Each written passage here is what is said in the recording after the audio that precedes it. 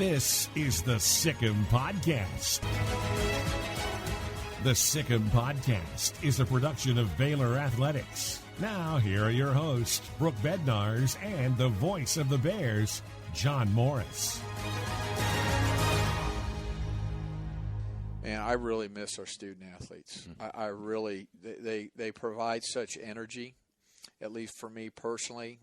We had a Zoom call with our student athlete advisory committee, so probably 20 plus student athletes, and I mean, just almost brought tears to my eyes just to see them on the screen, to have the conversation with them, just to be with them, to understand and talk about what they're going through and what's important to them. And man, I know I'm not just speaking on behalf of me, but the staff, the coaches.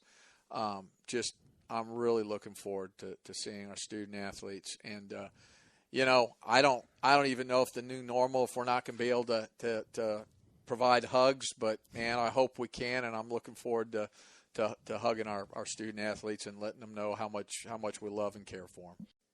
Hi, everybody, and welcome to this week's Sic Em Podcast, a production of Baylor Athletics. That is Mac Rhodes, Baylor's athletics director, and he kicks us off on our final Sic Em Podcast for this 2020-2021 school year. I'm John Morris alongside Brooke Bednarz, and it'll be a little different this week, Brooke, as we look back on the year of Sic Em Podcasts. Exactly. This was the first year of the podcast. We launched it with what you guys just heard from Mac back on April 9th, 2020. And this is now our 64th episode that we're releasing. And so we felt as it kind of wraps up this school year, finally, a year that seems to have been, never ending, but had so much to celebrate. We felt like it was important to kind of go back and not just pick all the highlights, but kind of walk us through the story of this past year since April 9th. And I think, the way Mac just put it, it's the best way to do that. We really were missing our student athletes. And I know I'm not just saying that for myself. I know you agree. It was like a ghost town around here, and that could be felt even by President Linda Livingstone over on the campus side. It's unbelievably quiet on campus, and we're so used to walking out of our house and seeing students walk in front of our house, behind our house, and just all over. And then when we walk on campus with our dog Boo, we're stopping and talking to students, and there's just not nearly as many students around. So we hope to have students back in the fall, plan to have students back in the fall, and so it'll be so nice to have that energy around. I will say there was one student that's living on campus now because he couldn't go home that was asked about it and wasn't lonely or anything. He goes, I view it more like campus is at rest for a while, and I like to think about it that way, but it's beautiful on campus now. We've had so much rain, and it's quiet, but we miss all the students a lot and can't wait to have them back. Thankfully, John, our students are back on campus. We've had a very successful year. We had in-person classes if they chose to. We also had in-person graduations to celebrate 2020 and 2021 classes of our students over at McLean Stadium. And it's just been pretty neat to look back and to remember where our leaders were and where their mindset was as they were navigating something like the COVID pandemic that no one had ever been a part of. And I think that, I don't just speak for myself, but they led so graciously, and it all stemmed from, the Christian mission of Baylor Athletics and the fact that that's where they truly leaned into in order to get their strength to lead us in this department through this, the unknown. We were having this conversation today, and I'm certainly will never be mistaken for a pastor, but we were talking about Matthew 7:24 through 27, right? And it reads, therefore everyone who hears these words of mine and puts them into practice is like a wise man who built his house on rock. The rain came down, the streams rose, and the winds blew and beat against the house, yet it did not fall because it had its foundation on the rock. Versus the man that didn't, listen and built his house on sand.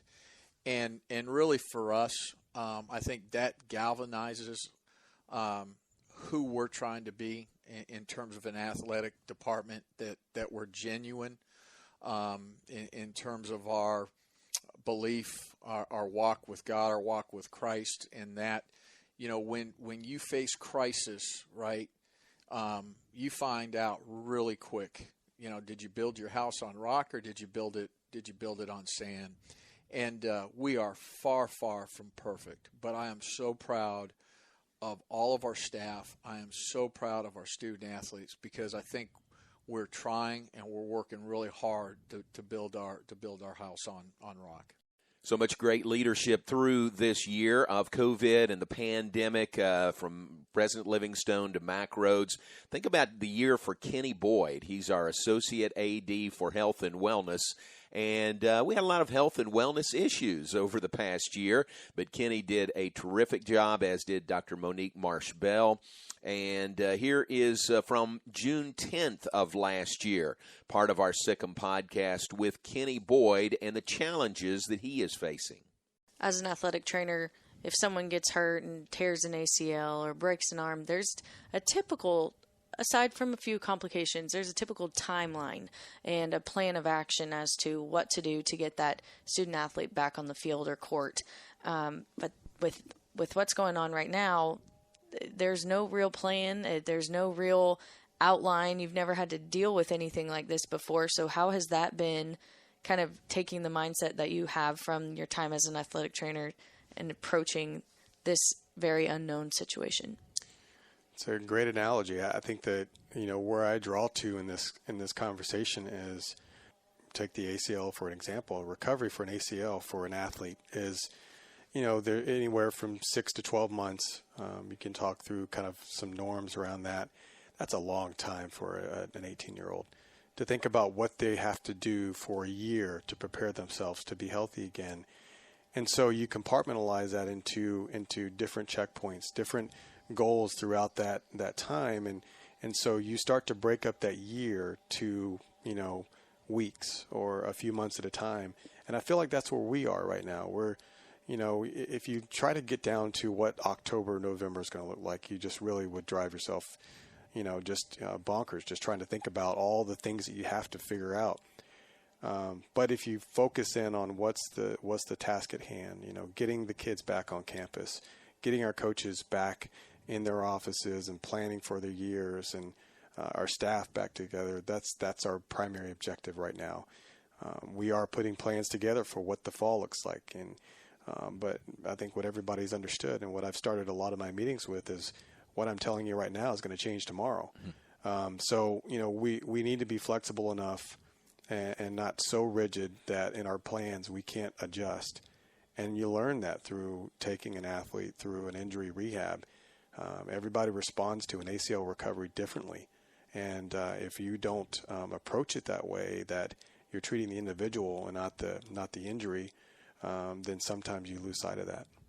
As we record this, June 15th is right around the corner. That's the date the Big 12 has settled upon when football players, student athletes, can come back on a voluntary basis and do individual work. What's your comfort level with that date and bringing them back then? And what are the steps that you go through, to getting them back and going again? Well, I wouldn't be fully transparent if I said I was 100% confident. That's fair. I think there's a lot of, I think everybody feels like let's put all of our systems in place. And I think we're in a position right now where we have a lot of great people, experts speaking into our preparation phase. It's not just our internal athletic department staff. It's our partners and team physicians at Southwest Sports Medicine, Baylor Scott and White, huge medical entity that we can draw resource to. Campus Health Medical Director Dr. Stern has been in a lot of our conversations in preparation and assisting us through this phase. Communicating with Waco Public Health and them being able to guide us through some of the challenges that they've kind of seen as well. And so we have a lot of great people speaking into the process. And so I feel confident in that. I feel confident in the plan that we have. I feel confident in the resources that are around this plan as it continues to lay out over the next couple months, and as we bring our student athletes back to campus and our staff, that we have a great plan that the university, the athletic department has put together to be able to get people back in the building and on the field. That is Kenny Boyd, Baylor's Associate AD for Health and Wellness. What a great job he and his entire staff have done. Think about the trainers, everything that they had to do, and the protocols this year. It's been unbelievable, and they have all done such a terrific job. They have, and we would be here all day if we tried to name them all, but it was such a team effort. Everyone had to adjust on the fly, figure out how to best serve our student athletes. Dr. Monique Marsh-Bell was also on that podcast with Kenny, and, she had to switch her entire mental health department to Zoom, and that's not the same thing, and we all became experts on Zoom, and, a fun note here that it even affected the NFL and Bears in the NFL. Here's from the one and only RG3, Robert Griffin III. I just worked it out to where I worked out literally on the street, right outside, and did all my workouts there. For the NFL with the Ravens, we do them on Zoom, so it's a little awkward, right? But at the end of the day, you get it done.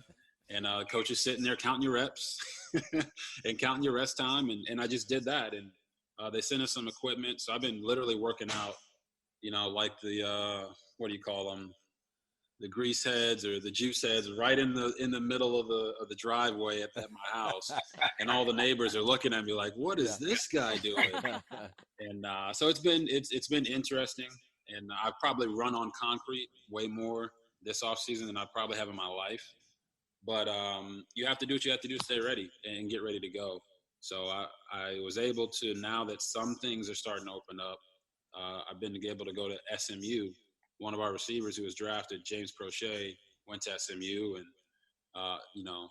J-Mo, I know you know that Coach Kaz is there also at SMU. So I've had a connection there to kind of go there and train for the past couple weeks, but it's only been on the field. So not the weight room or anything like that. They're still concerned about this virus, and rightfully so. So I just had to make do with what I have. And honestly, my wife has been catching for me for 3 months now. And her hands are phenomenal. It was interesting. I'm like, man, who am I going to throw to for these months when everyone's on lockdown?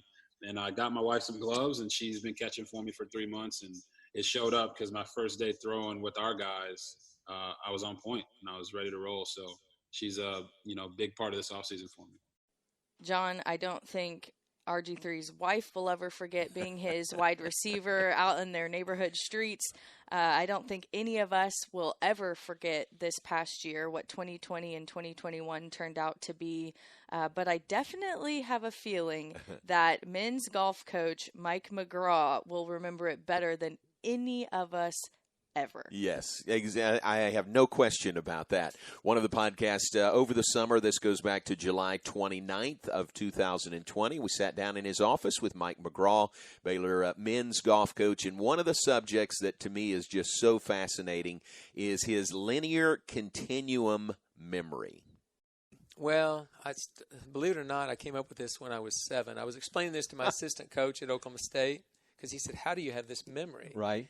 And what got him started on this was because the guys would always quiz me on PGA Tour, major championships, whatever, and I'd just knock it out of the ballpark every time. And Alan always thought that was pretty good. And then finally when we got smartphones, you could Google something to fact check me, and that was fine because I was answering them correctly. Right. And one day somebody said, the Rolling Stones are in concert in Dallas. I said, yeah, I saw them November 1st, 1981. And Alan's driving he says, Coach, I don't know. No chance. No way did you do that. So one of the guys got his phone out and Googled it, and sure enough, the Rolling Stones were there, and they were with the Fabulous Thunderbirds, the Pat Travers Band, and ZZ Top. And it's like, I said all that, and he was going, how do you do that? And so then I explained to him this linear continuum. So it's an oval, a linear oval. And what part of the year do you want to last the longest as a young kid? Summer. You want summer to last the longest, but ultimately it's only 3 months, but you want it to last. So that's one of the long arms of this oval. And then what in reality, what part does last the longest? Yeah. School School. year. It's 9 months, and it lasts the longest. So it's just a long oval for each year. And plotted on each one of those ovals is the months, January all the way through around to December. And I would just kind of, if you say a month and a year, right? Say one right now, and I'll tell you what was going on in my life. Okay, August of 1977. August of 77, okay. Elvis Presley died on the 16th of August that year. He was 41 years of age. People fact check it. No, I'm My mom did survive cancer that summer. I played in the state junior and at Surrey Hills in Oklahoma City. And, I got a horrible sunburn, and my senior picture is just a terrible senior picture. Oh, my God. Yeah, it's really bad because I've got burnt sunburn. Right. So that's what was happening right then. Unbelievable. Yeah. So that's wild. Every year. Can you bottle this? Can you, Can you market share this? it? Yeah. If I was interested in sports, or if I was interested in music or any sort of pop culture or whatever, if something was interesting to me, it's on one of those ovals. Right. So that's kind of an unusual deal. And Alan Bratton was telling me, he said, that's not so amazing. What's amazing is a 7-year-old came up with that. Mm-hmm. I said, well, I just had to kind of start organizing my life and remember all these things that were happening to me. That's amazing. That's amazing. Well, that's another book for you. Yeah. Right? Just that. That's a psychological. I mean, that's a psychiatrist is what that is. I need to go. I need to get help for that. Parenting is full of surprises. You never know what to expect. So after our son was born, I called my Texas Farm Bureau insurance agent to set up a life insurance policy in case something happened to me. Sawyer is now 2. And we'll soon have a sister. There's no one else I would trust with protecting my family. Visit Texas Farm Bureau Insurance today at tfbinsurance.com for an agent you can trust with life's most important decisions. Coverage and discounts are subject to qualifications and policy terms and may vary by situation. Whether on the field or cheering from home, Du Bois Furniture is proud to support the Baylor Bears. If your bear cave needs updating, Du Bois Furniture is here to help. With over 59 years of our family serving yours, let our experienced sales team help you find exactly what you want. We specialize in custom upholstery, stunning dining rooms, elegant bedrooms, gorgeous leather, and top quality mattresses. Come see us in Waco and Temple or visit us online at DuBoisFurniture.com. Du Bois Furniture, where beautiful homes happen. You're tuned into the Sic Em Podcast, a production of Baylor Athletics. John Morris, Brooke Bednarz, and this is our best of end of the year Sic Em Podcast, going through some of the highlights from the school year. 64 editions of the Sic Em Podcast, counting today. It's been fun, hasn't it? It has been so much fun. Hearing the number 64 is mind-blowing to me. I feel like we just started this podcast yesterday. Yeah, exactly. What do you think of when you think 64? A lot. Okay. A lot. I think NCAA basketball tournament. And we'll get there. We will get there later in this podcast. But another big part of the year, of course, dealing with COVID, dealing with the pandemic. But it was also the launch of the One campaign this year by Baylor Athletics.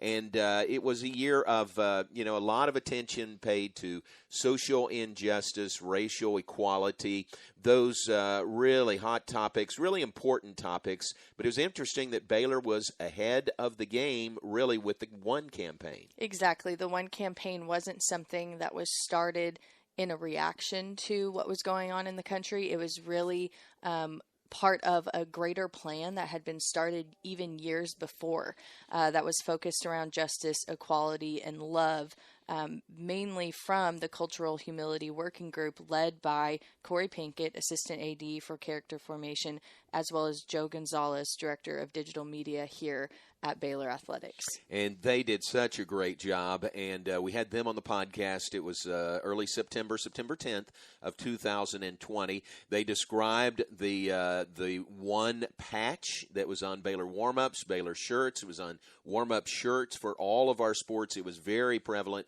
all season long. Student-athletes had a choice of what they wanted their patch to say in a Bible verse. There were several options of a verse that they could choose to have on that. And on our podcast, as we mentioned in September, we visited with Mac and with Corey and with Joe talking about the launch of the One campaign and its importance.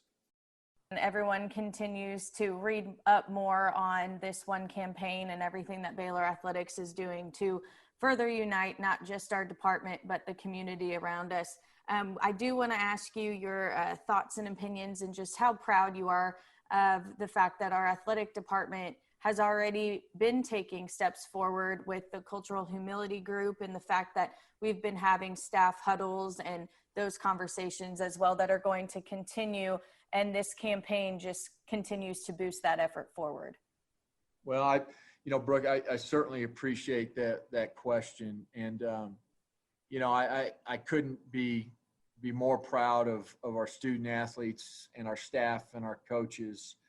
And this idea of equality has been important to all of us long before, just months ago. Right. It started this idea again of treating each and every person with dignity and respect and loving one another. And so again, we're certainly far from perfect, but we started this journey, years ago, and we're going to continue on the journey. And I think that this the one campaign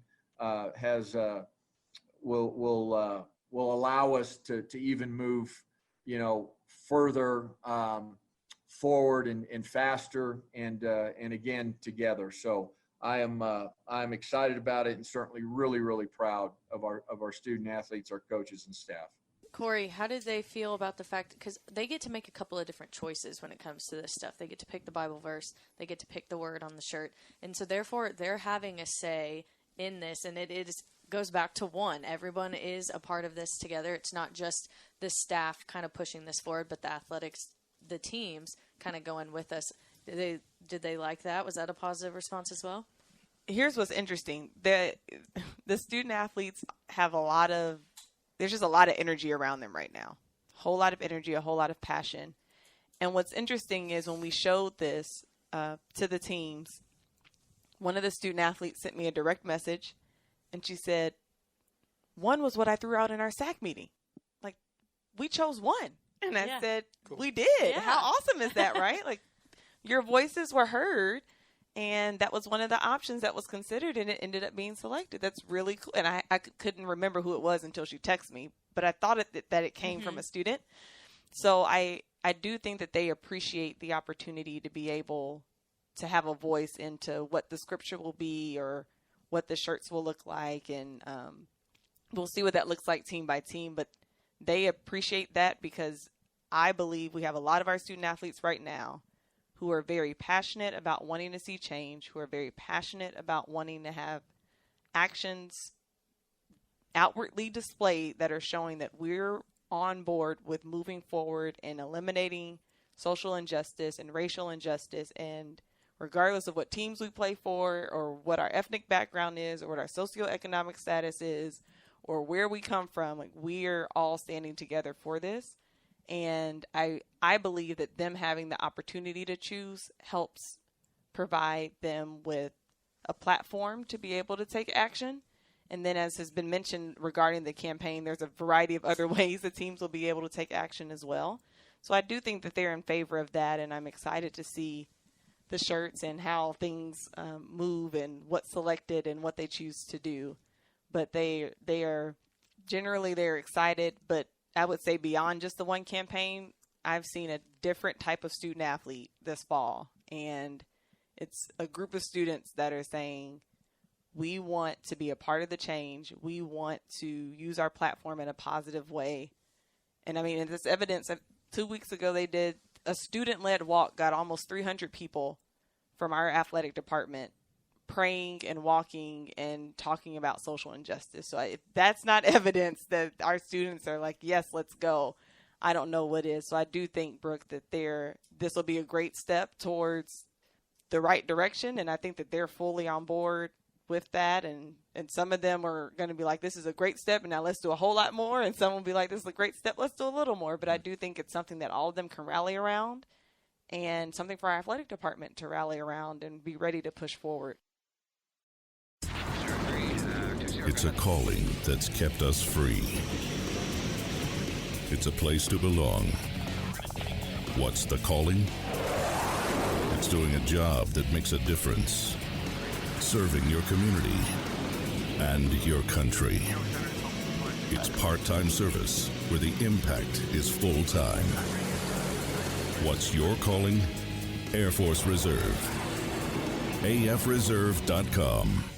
If you need a trailer, Flat Rock Trailers has got you covered. From light-duty single-axle utility trailers to the Big Tex tandem duals. We also carry a full line of enclosed cargo trailers. Need a motorcycle trailer? We've got them. Need a dump trailer? We've got the largest selection in the state. Oil field trailers? We carry a full line of Big Tex trailers to handle all your needs. Trailer repairs? We repair all makes and models. We'll even rent you a trailer if you need to use one for a day. Flat Rock Trailers, your #1 source for all your trailer needs. Find us at flatrocktrailers.com. TNG can, and here's why. To say my wife and I have a lot to clean is an understatement. So we go to TNG Chemical, where the pros know what cleaning solutions to use and give us detailed instructions on exactly how to use them. We never got that kind of advice from any other stores. And the prices at TNG are great. From general household cleaners to odor control solutions for our pets. We go to TNG Chemical and Supply. That's why. TNG Chemical and Supply. That's why. You're listening to the Sic Em Podcast, a production of Baylor Athletics. Here again are Brooke Bednarz and John Morris. John Corey is so right. The One campaign was a huge step for all of Baylor Athletics, advancing that discussion about equality, justice, and love. But it wasn't the only big step that we're going to talk about here today in the Best of podcast. Yeah, exactly. So part of the 2020 football season, this was the 40th anniversary of the 1980 Southwest Conference championship team at Baylor, of course, coached by the legendary Grant Taff. And at one point, we had some members of that 80 championship team with us, running back Walter Abercrombie and quarterback Jay Jeffrey. And you mentioned one step and launching the team into that great season. Well, let's go to part of that conversation with Jay, coming off a bitterly disappointing non-conference loss to San Jose State mid-season. The Bears were facing a homecoming game against Arkansas. This was the podcast, and here is former Baylor quarterback Jay Jeffrey. So now we got to figure out how to win the conference and how to put ourselves in a position to still win a national championship. And before the game, as we're getting ready to go out, it was Kyle Woods had been hurt before the season started in 1979, and a lot of people know the story of Kyle and the damage to his spine and his neck, and it was paralyzed. And our team and Walter was key, and Red R. Holt and a bunch of other guys in helping Kyle through the rest of his life. But before that game, Kyle Woods is sitting in his chair right before the game is getting ready to start. And we go in the locker room, and Kyle is sitting in his brother's behind him, Daryl, and Kyle is just talking. He says, I had a grandmother raise me, and as I was going, she would always say, in life, you take a setback and you make it a comeback. And he said, that's what I want y'all to do. And then Kyle stood up and actually took a step, the only step he ever took in his life. And so when he did that, the team went nuts. That was quarterback Jay Jeffrey of the 1980 Southwest Conference Championship team. The Bears, like he said, went on to turn that setback into a comeback and defeat Arkansas 42-15. And John, that's a theme that carries into today's athletics as well, with head football coach Dave Aranda looking to continue to build upon his first year as head coach, looking to this next season. It's always good to remember kind of what it's been and where you're coming from, to put things in perspective. Last year I felt like a stepdad in a lot of ways, and it was hard. I think it was hard for the players, I'm sure, because losing and then just being separated. There's guys that were contact traced, and so they'd be quarantined for how long, and then get back in it, and so there'd be a procedure you'd have to go through to get back on the field, and then a couple of days later find that they do have COVID, so now they're isolated.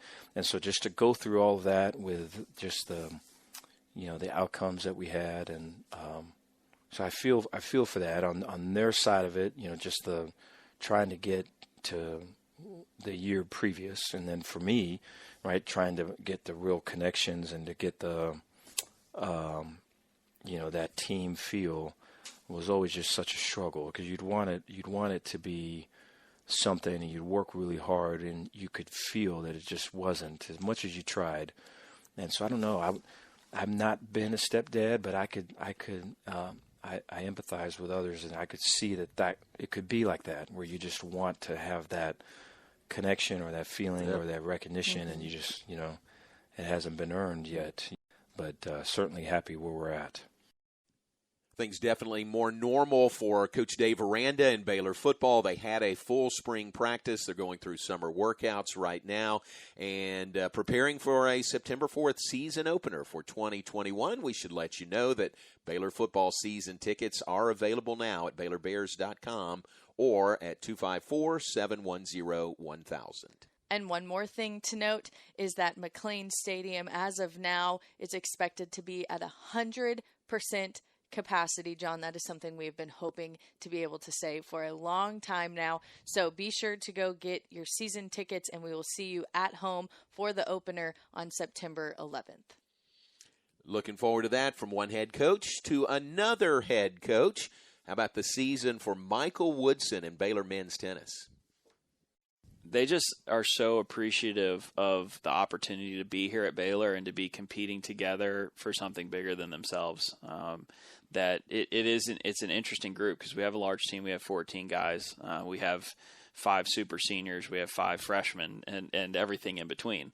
And so it's a very different group with 4 grad transfers, than a lot of teams. And so even though a lot of the guys are new to Baylor, we have a phenomenal group that love each other so much, and that, just appreciate every opportunity they have to go out there. And our goal has been to compete anywhere at any time against anybody. And I would say that they're doing a really nice job of that. It turned out to be an amazing season for men's tennis, and now head coach Michael Woodson. They finished national runner-up in both indoor and outdoor tennis. Just congratulations to them. A great season. But now we're going to transition to the women's side. They have a new associate head coach. And, John, she knows a thing or two about winning. I would say so. It is one of Baylor's all-time great women's tennis players, Linka Brusova, a member of the Baylor Athletics Hall of Fame. All she did was all she did. Yeah, this is all she did. Here's a sampling of what she did. She left Baylor at number 1 all-time in career singles victories with 154. First in career doubles wins with 120.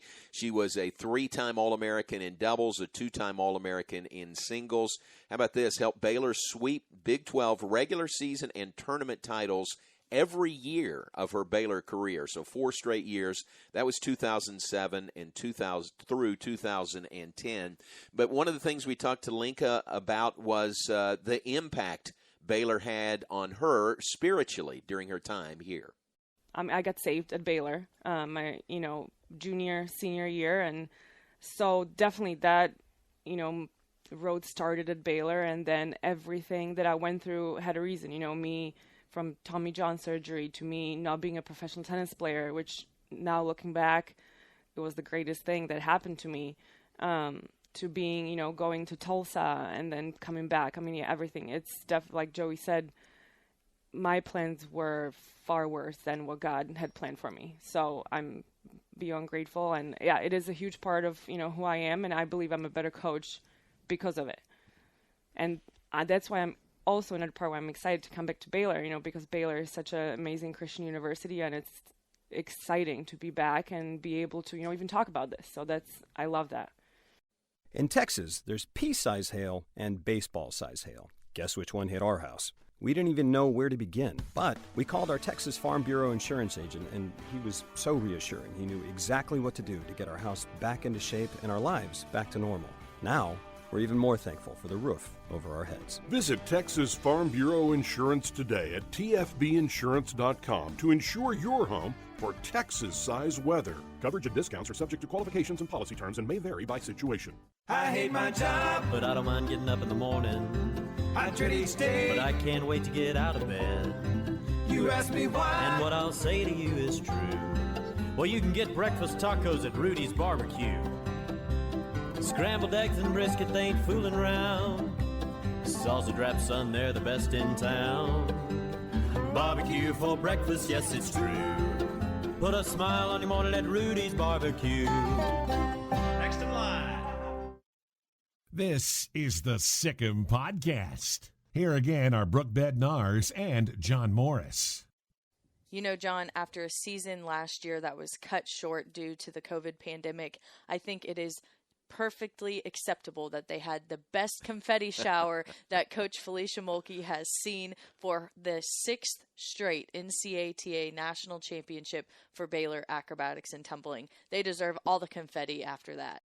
Thank you for having me, and I do want to go ahead and shout out to whoever was responsible for the confetti. Oh, it was great. There was a lot of confetti, great. so I'm sorry to whoever had to clean it up, but it was probably one of the best confetti showers we have seen. Okay, don't ever apologize Yeah, for cleaning up confetti. To say. Well, let's do it. I'll go out and clean it myself if we need to. But wasn't that great? Wasn't that a great scene? What a great celebration. It was wonderful. It was a lot of fun and a great end to an uncertain year. I love it. That was a great season, 6th straight NCATA national title, and I think we've got the market cornered, don't we, on green and gold confetti? Because that wasn't the only confetti shower in the Farrell Center this year. No, it was not. We had both basketball programs winning the Big 12 championships as well. The women won their 11th consecutive Big 12 Conference Championship, celebrated appropriately with confetti on the floor in the Farrell Center. And then the men won their first Big 12 Conference Championship. So for the first time, the Baylor men and women were Big 12 Conference champs in basketball in the same season. That was huge for the players like Jared Butler. We're going to come back 10 years now. We were the first team to ever win the Big 12 championship. We're going to have a trophy in the hallway across from all the girls. It's all worth it. And, I'm just glad I can be a part of it for sure. After their first Big 12 championship, they went inside the bubble for the NCAA tournament. It was something that, no one had ever had to experience, but we found a way to continue the podcast and bring you all exclusive content. We created our own Inside the Bubble series where we had the opportunity to visit with the players and coaches as they experienced the bubble and continued on in their March Madness bracket. From Indianapolis, inside the bubble, we visited with Associate Head Coach Jerome Tang as Baylor prepared for their NCAA Final Four semifinal matchup with Houston. First time two Texas schools have ever met in the Final Four. And then following the national championship, culminating the season of joy, we visited with Baylor head coach Scott Drew. Man, I told Jared Butler. So after the game, man, we're hugging, and I just told him, I said, Jared, as a kid, I watched Magic Johnson and Larry Bird, and I went out and I pretended I was them, and right now there are kids out there that are pretending they're Jared Butler and Davion Mitchell and Macy O'Teague. And there's some young high school coach out there who dreams of being a college coach one day and being on the stage, and that was me, and at one point in time, and to that person, I say it can happen. To that kid, I say it can happen. You can be that guy, and it's just really cool, and to be able to share the mission of Baylor, and what we are about, and to be unashamed about our love for Jesus and our love for others, and to be able to share the gospel openly, and to allow the young men and the character of who they are and what they're about to be on display. And this is unbelievable. And I'm thankful that God chose these guys to be the ones. Well, and you saw the ratings of the game, 16.9 million, which was the highest viewed basketball game since 2019 NBA Finals Game 6. So a lot of people viewed the game, a lot of people witnessed it, but then obviously it opens opportunities following the game. And we have so many players with great personalities that have done so well in all their interviews and represent Baylor University and our culture of joy. What a season, culminating in the national championship, the win over Gonzaga in Indianapolis, culminating a season of joy. It was just so great. And then how about the parade in downtown Waco? Very well attended. More confetti in downtown Waco. More confetti. Oh, it was so great for the coaches, for the student athletes, for their families to be involved in that. And the Baylor basketball family extends quite obviously to the former players that Coach Drew was so gracious about giving credit to for laying the foundation for what this team accomplished this year. Absolutely. He'd been here for 18 years, and to see all of the players come back who were a part of building that foundation to celebrate with their families, with the current team in that shower of confetti, that was probably harder to clean up than in the Farrell Center, Right. But totally worth it. The culture of joy could just be felt from everyone, not just here at the athletic department, but in the city of Waco and beyond that, as people were traveling in for that parade to celebrate. But to no one's surprise, we were able to visit with Deputy Athletic Director Don Rogers, who is also the sport admin for men's basketball, before the season even started. And John, that's actually where the culture of joy conversation began. I think what makes it so special is, and John, you see this every day with this team, this group of coaches work so hard. They really do work to put the student athletes first. They have such a commitment to running the program in the image of Christ. And then to see them be successful along the way with that, it just makes it even more rewarding, because I feel like they do it for the right reasons. They really have created this great family of men that care about each other, that, you look at somebody like Mark Vital, he's so close to getting his degree. He'll leave here as a Baylor grad. He will do a phenomenal job in life. I hope he gets a chance to play professionally for a long time. He's kind of created this niche for himself of, just being one of the hardest working guys, most selfless guys out there on the court. And those are all the little successes that you really enjoy and appreciate when you see every day how hard everybody's working.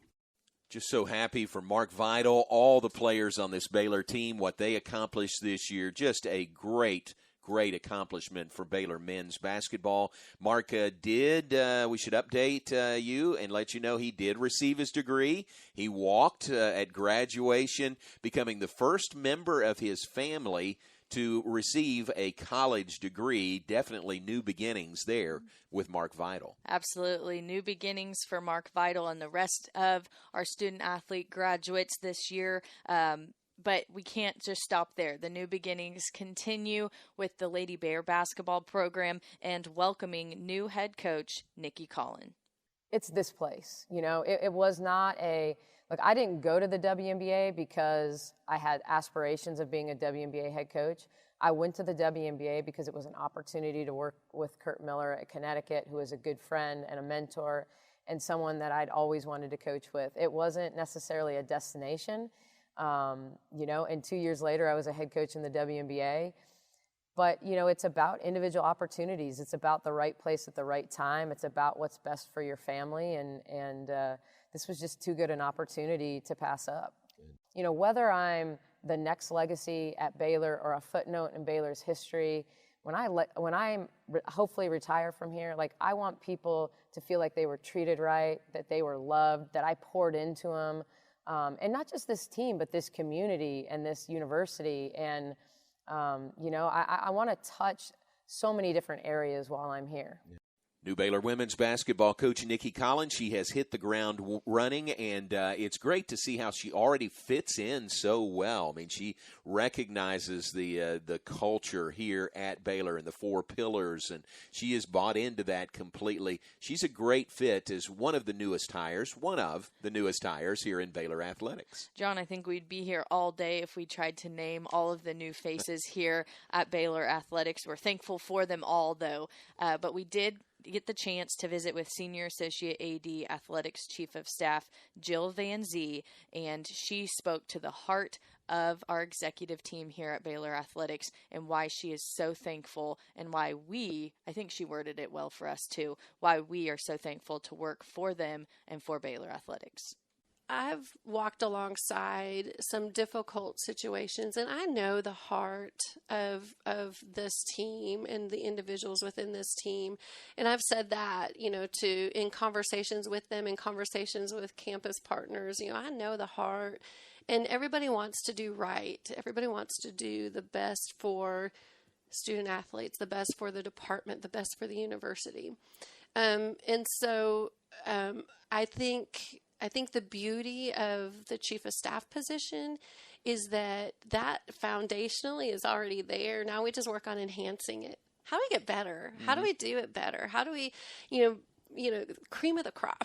Yeah. And so I think that is where I hope I have the greatest impact, is not that we're starting from ground zero, but that we're going to just make it that much stronger, that much better than, for whether it be for student athletes, whether it be for staff, and just the university. We want, the front door to Baylor University usually is your athletic department. And so, how do we make that front door just bright and shiny gold? We hope the Sic Em Podcast this year, in a year of the unknown, in a year of unprecedented situations, we hope that the Sic Em Podcast has been a front door to the Baylor Athletics Department for all of you. It's crazy to think that we've had 64 episodes, but I think this one does a great job of kind of walking us through. It's the best of walking us through what this last year has been. And it's been good for us to go back and to remember all of the different things that we've been through this year together. Yeah, so many highlights for us to visit with folks related to Baylor Athletics, those here in the athletics department. We're going to take a short summer hibernation, but we'll be back in the fall with bi-weekly editions of the Sic Em Podcast. And Brooke, I already can't wait. Can't wait till we get going again. Looking forward to it. We hope that you all will join us next year for year 2 of the Sic Em Podcast. And thank you so much for joining us on this journey so far. For Brooke Bednarz, I'm John Morris. We appreciate you listening to the Sic Em Podcast. You've been listening to the Sic Em Podcast. The Sic Em Podcast has been a production of Baylor Athletics.